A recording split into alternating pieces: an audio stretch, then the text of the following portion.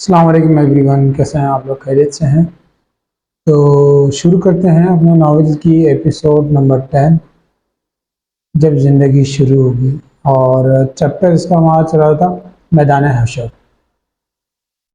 پھر میں نے اس سے دریافت کیا، کیا اس وقت کسی کو یہ معلوم ہے کہ اس کی نجات ہوگی یا نہیں، اور ہوگی تو کس طرح سے ہوگی؟ سالے نے جواب دیا، یہی اصل مصیبت ہے، یہاں کسی کو یہ نہیں معلوم کہ اس کا مستقبل کیا ہے، نجات کی کوئی امید ہے یا نہیں، یہ کوئی نہیں جانتا سوائے اللہ کے۔ اسی لیے رسول اللہ اور دیگر انبیاء مسلسل یہ دعا کر رہے تھے کہ حساب کتاب شروع ہو جائے۔ اس کے نتیجے میں اہل ایمان کو یہ فائدہ ہوگا کہ وہ مجرمین میں سے الگ ہو کر حساب کتاب کے بعد نجات پا جائیں گے۔ تم جانتے ہو، آج کے دن انفرادی طور پر کسی کے لیے زبان سے کوئی حرف نکالا جا سکتا ہے اور نہ اس کی کوئی گنجائش ہے، اور خوشی کی بات یہ ہے کہ رسول اللہ صلی اللہ علیہ وسلم کی یہ دعا قبول ہو چکی ہے۔ یہ بات خلیفہ رسول ابو بکر صدیق نے تمہیں خود بتائی تھی، مگر ابھی تک حساب کتاب تو شروع ہوتا نظر نہیں آتا۔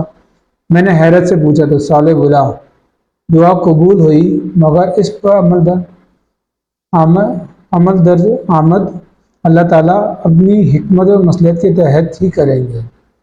ہو سکتا ہے کہ ابھی تک پوری دنیا سے لوگ قبروں سے نکلنے کے بعد یہاں پہنچے ہی نہ ہوں۔ کیا مطلب، لوگ اتنے برسوں میں بھی یہاں تک نہیں آئے؟ تمہارا کیا خیال ہے کہ لوگ ہوائی جہاز، ریلوں، بسوں، موٹروں میں بیٹھ کر یہاں تک آئیں گے؟ آج سب پیدل دوڑتے آ رہے ہیں۔ اسرافیل کے سور نے لوگوں کو اسی سمت آنے کے لیے مجبور کر دیا تھا۔ آج سمندر پاٹ دیے گئے، پہاڑ ڈھاٹ دیے گئے، اسی لیے لوگ سیدھا یہاں آ رہے ہیں، مگر ظاہر ہے پیدل آتے ہوئے وقت تو لگے گا۔ البتہ صالحین کے ساتھ فرشتے تھے جو انہیں فوراً یہاں لے آئے۔ بہرحال جب تک حساب کتاب شروع نہیں ہوتا، ہم یہاں موجود لوگوں کے احوال دیکھ لیتے ہیں۔ ویسے شاید تم اسی مقصد کے لیے یہاں آئے تھے۔ صالح نے یہ الفاظ کہے اور میرے جواب کا انتظار کیے بغیر میرا ہاتھ تھامے آگے بڑھنے لگا۔ اس وقت شدید گرمی سے چہرے تپ رہے تھے، ہر طرف گرد و غبار اڑ رہا تھا، لوگ گروہوں کی شکل میں تنہا تنہا ادھر ادھر سے پریشان گھوم رہے تھے۔ میری متلاشی نظریں اپنے کسی شناسہ کو ڈھونڈ رہی تھی، مگر کوئی شناسہ صورت نظر نہیں آ رہی تھی۔ اچانک ایک طرف سے ایک لڑکی نمودار ہوئی، اور قبل اس کے کہ میں اس کی شکل دیکھ پاتا وہ میرے قدموں پر گر پڑی، بسی سے رونے لگی۔ میں نے قدر پیشانی سے صالح کی سمت دیکھا۔ اس نے سپاٹ لہجے میں لڑکی سے کہا، کھڑی ہو جاؤ۔ اس کے لہجے میں نہ جانے کیا تھا کہ میری ریڑھ کی ہڈی میں سنسناہٹ ہونے لگی۔ لڑکی بھی سہم کر کھڑی ہو گئی۔ میں نے اس کا چہرہ دیکھا۔ یہ چہرہ خوف، اندیشے، غم کے سایوں سے سیاہ پڑ چکا تھا۔ چہرے اور بالوں پر مٹی پڑی ہوئی تھی، پیاس کے مارے ہونٹوں پر پپڑیاں جمی ہوئی تھی، وحشت زدہ آنکھوں میں خوف و دہشت کا رنگ چھایا ہوا تھا۔ کرب کے ایک لہر میرے وجود کے اندر اتر گئی۔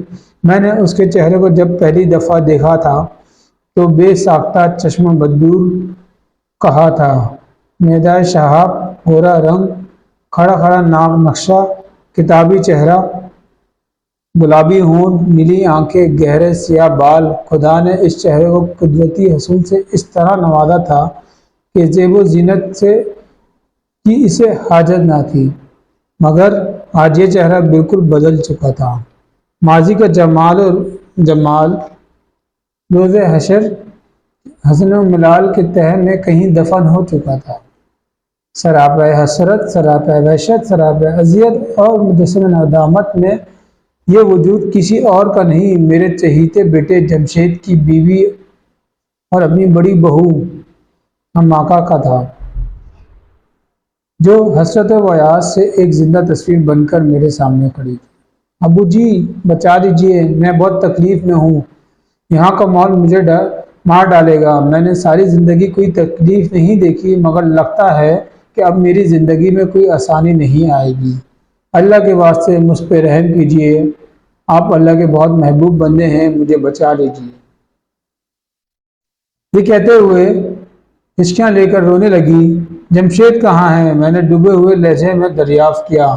وہ یہیں تھے، وہ بھی آپ کو ڈھونڈ رہے تھے، مگر یہ اتنی بڑی جگہ ہے اور اتنے سارے لوگ ہیں، کسی کو ڈھونڈنا ناممکن ہے۔ ان کا حال بھی بہت برا ہے، وہ مجھ سے ناراض تھے، انہوں نے ملتے ہی مجھے تھپڑ مار کر کہا تھا کہ تمہاری وجہ سے میں برباد ہو گیا۔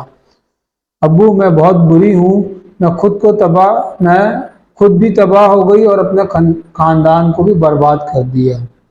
پلیز مجھے معاف کر دیں اور مجھے بچا لیں، اللہ کا عذاب بہت خوفناک ہے، میں اسے برداشت نہیں کر سکتی۔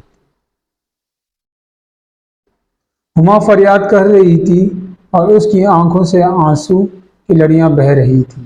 میرے دل میں محبت کا جذبہ جوش مارنے لگا۔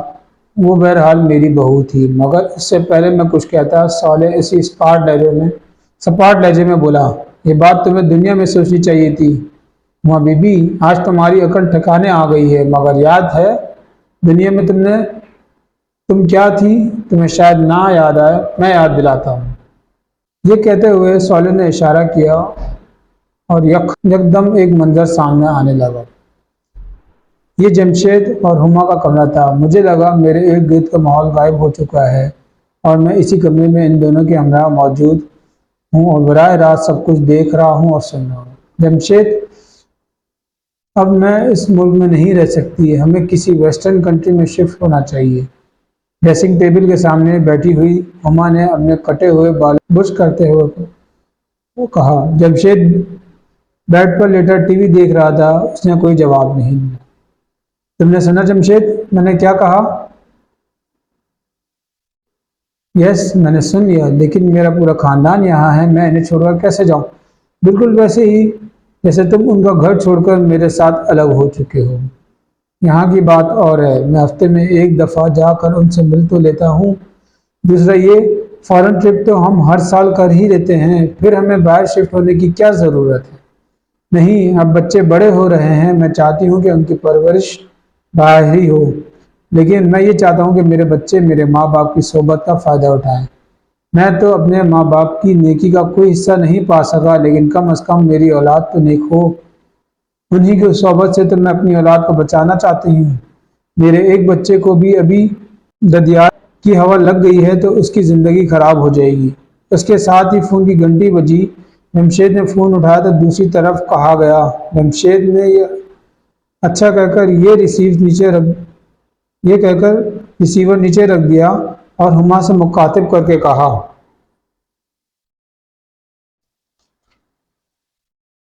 تمہارے پاپا ہمیں نیچے بلا رہے ہیں۔ پھر ہما کی بات کا جواب دیتے ہوئے بولے، تم آخر میرے ماں باپ کے بارے میں اتنی نیگیٹو کیوں ہو؟ انہوں نے میری خوشی کی خاطر تمہیں بہو کے طور پر قبول کیا، حالانکہ تمہارے انداز و اطوار اتنے بالکل پسند نہ تھے۔ تم مجھے لے کر الگ ہو گئی، تب بھی انہوں نے برا نہیں مانا۔ بس رہنے دو، ہما نے تنگ آ کر بولا۔ انہیں میرے انداز و اطوار ناپسند تھے، مگر تم میرے عشق میں دیوانے ہو رہے تھے، اس لیے انہوں نے مجبوراً تمہیں مجھ سے شادی کی اجازت دے دی۔ تم ان سے الگ ہو کر یہاں زیادہ اچھی زندگی گزار رہے ہو، پاپا کے بزنس میں شریک ہو، کروڑوں میں کھیلتے ہو۔ جمشید، مجھ سے شادی کر کے تم سراسر فائدے میں رہے ہو، تم نے کوئی نقصان نہیں اٹھایا۔ پتہ نہیں کیوں تمہاری باتیں سن کر کبھی کبھی ابو کی یاد آ جاتی ہے۔ نفع نقصان کا فیصلہ آخرت کے دن ہوگا۔ یار یہ فضول مذہبی باتیں ختم کرو، مجھے ان سے چڑ آتی ہے، کوئی قیامت وغیرہ نہیں آنی، لاکھوں برس سے دنیا کا سسٹم ایسے ہی چل رہا ہے۔ If you are smart, powerful and wealthy, you are the winner. All other are users and idiots. And you know this judgment day talk is nothing but rubbish. ویسے فار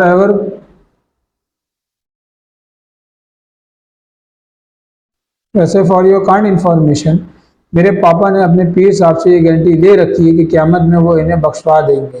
ان کو بہت پیسہ دیتے ہیں میرے پاپا۔ ہاں، ہم جس طرح ناجائز منافع خوری، قانون کی خلاف ورزی اور دیگر حرام ذرائع سے پیسہ کماتے ہیں، اس کو کہیں تو پاک کرنا ہوگا نا۔ مجھے سب معلوم ہے، تمہارے پاپا اور چودھری مختار صاحب کے کئی بزنس میں پارٹنرز ہیں اور 2 نمبروں کے ٹھیکیدار ہیں، پیسہ کماتے ہیں۔ اچھا اتنا ہی حلال حرام کا خیال ہے تو چھوڑ دو پاپا کا بزنس تو چھوڑ دوں، مگر تمہیں کیسے چھوڑوں؟ مجھے معلوم ہے کہ اس کے بعد جاب کرنے سے نہ تمہارے خرچے پورے ہوں گے اور نہ میں تمہارے لیول سٹینڈرڈ مینٹین کر سکوں گا۔ تمہارے عشق نے مجھے کہیں کا نہیں چھوڑا، وگرنہ میں جس خاندان سے ہوں وہاں حلال اور حرام میں کچھ تو فرق ہے، اسی لیے اتنی مڈل کلاس زندگی گزار رہے ہیں۔ وہ لوگ اچھا ہوا تم میرے ساتھ آ گئے، ورنہ اپنے بھائیوں کی طرح موٹر سائیکل پر گھومتے یا 800 سی سی کار چلاتے، کسی فلیٹ میں سڑی ہوئی زندگی گزار کر مر جاتے۔ زندگی اچھی گزاریں یا بری، مرنا تو ہمیں ہے، یہ پتہ نہیں آخرت میں ہمارے ساتھ کیا ہوگا۔ بے فکر رہو، کچھ نہیں ہوگا، وہاں بھی ہم ٹھاٹ سے رہیں گے۔ میرے پاپا کے پیر صاحب کے سامنے تو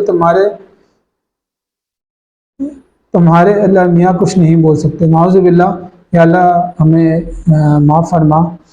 تو اس میں کفریہ کلمات بولے گئے تھے۔ کلمہ کفر تو مت بکو، اور اللہ میرا کہاں ہے، جب میں اللہ کا نہیں تو میرا کیسے رہا؟ یہ جملہ کہتے ہوئے جمشید کا لہجہ بھر آ گیا اور اس کی آنکھوں میں نمی آ گئی، مگر ہما کے اس بہتے ہوئے آنسوں کو نہیں دیکھ سکی۔ اس کا سارا دھیان آئینے کی طرف تھا۔ اب وہ اپنے میک اپ سے فارغ ہو چکی تھی، اس لیے ڈریسنگ ٹیبل کے سامنے اٹھتے ہوئے بولی، اچھا چھوڑو یہ فضول باتیں، نیچے چلو، پاپا انتظار کر رہے ہیں۔ صالح نے دوبارہ اشارہ کیا اور منظر ختم ہو گیا، لیکن اس کے ساتھ ہی ہما کی ہر امید بھی ختم ہو گئی۔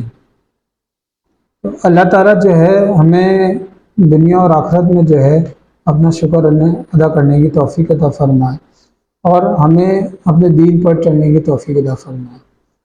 اب آپ دیکھیں اس کہانی میں جو اس کی بہو تھی، اس کا کیا انجام ہوا کہ وہ کتنی ذلیل و خوار ہو رہی تھی، اور اس کو پتہ چل گیا تھا دنیا میں جو میں نے کام کیے ہیں وہ اللہ تعالیٰ کو سب ناپسند ہے، کیونکہ اللہ تعالیٰ کی نافرمانی کی تھی۔ تو اللہ تعالیٰ جو ہے ہمیں دنیا میں بھی جو ہے اپنے دین کے مطابق زندگی گزارنے کی توفیق عطا فرمائے۔ انشاءاللہ نیکسٹ ایپیسوڈ میں پھر ملیں گے، اور جو ہے ایپیسوڈ 11 میں ہم آگے اس کو کنٹینیو کریں گے۔ تب تک کے لیے اللہ حافظ۔ میرے چینل کو سبسکرائب کیجیے گا، لائک بھی کیجیے گا، شیئر بھی کیجیے گا، اور کوشش کیجیے گا، یہ میرا جو پڑھنے کا مقصد ہے کہ ہم میں سے کسی ایک کی زندگی بھی تبدیل ہو گئی اور ہم اللہ تعالیٰ کی راہ راست پر آ گئے، تو قیامت کے دن جو ہے ہمارا نام اعمال ہمارے سیدھے ہاتھ میں ملے گا۔ تو انشاءاللہ پھر ملاقات ہوگی، تب کے لیے اللہ حافظ، السلام علیکم۔